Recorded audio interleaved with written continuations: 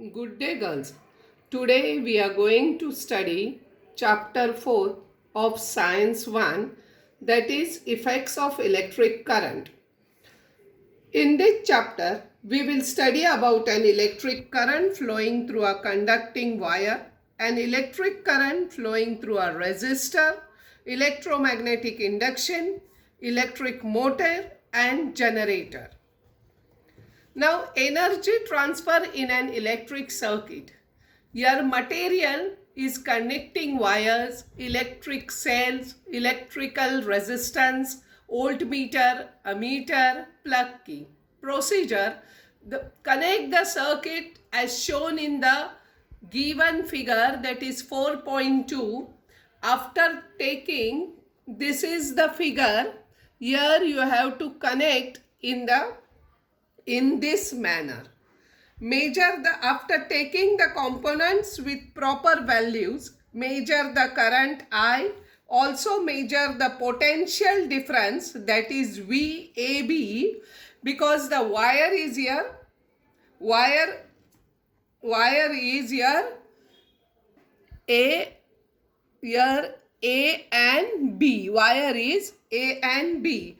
Between the two ends of the that is not the wire, this is the resistance. So this is the one end of the resistance, this is the another end of the resistance, and the potential at A is higher than the potential at B, as the point A is connected to the positive electrodes, because positive is always, we are considering positive is the higher potential and negative is the lower potential. So the point B to the negative electrode of the cell. If a charge Q flows from A to B, work, that is potential VAB is, and Q has been done on Q. Charge is Q. While going from A to B, from where does the energy come to do this work? Work is what? See, if a charge Q flows from A to B, charge is flowing from A to B. So from where the work is done? So the source of energy is the cell. The cell is supplying them energy. The cell gives this energy through the charge Q to the resistance, where work, the VAB Q, work is potential into charge is performed. If the charge Q flows from A to B in time t, that is the work is performed in time t, then during that time the energy V, that is AB, means through the resistor, Q is given to the resistor. What happens to this energy? This energy is received by the resistor and is converted into heat energy, and the temperature of the resistor is increased. Now, if in the circuit the resistor is replaced by a motor, in which form will the energy given by the cell get transferred into? Here, see children, this derivation in the book I have modified little and made it easy. So P is equal to electric power. So electric power is equal to energy upon time required, that is VAB into Q, time is T. So VAB, this is into I. So because Q upon T is equal to I. The source of energy the cell gives in time t, the energy, that is P into T, to the resistors. And if I is the current flowing continuously through the circuit, the heat produced in the resistor in time t will be H is equal to P into T. Now P is equal to VAB into I into T according to Ohm's law. Ohm's law is what? V upon I is equal to R. So that is V is equal to IR. So here, since it is resistor AB, so VAB is equal to IR. So now H is equal to IR into I into T. So H is equal to I into I is R, I square into R into T. So H is equal to I square into RT. So therefore H, that is the heat, is equal to I square into R into T, is called Joule's law of heating. Unit of electrical power.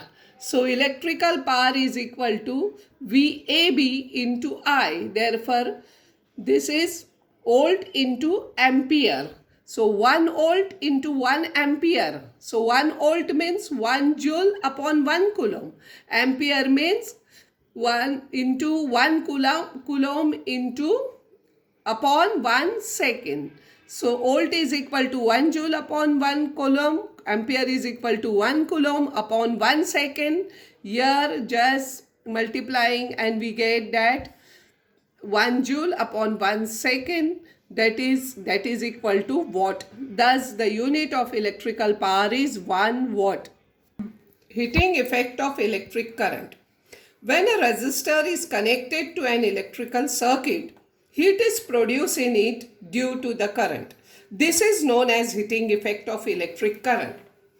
Equipment such as water boiler, electric cooker, electric bulb make use of heating effect of electric current. Electrical conductors having higher resistivity are used here.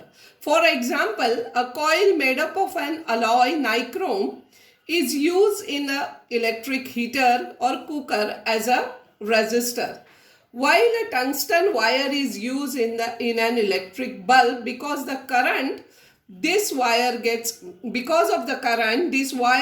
heated, that is nearly 3400 degrees Celsius, and emits light. The hot wire also radiates heat to a certain extent.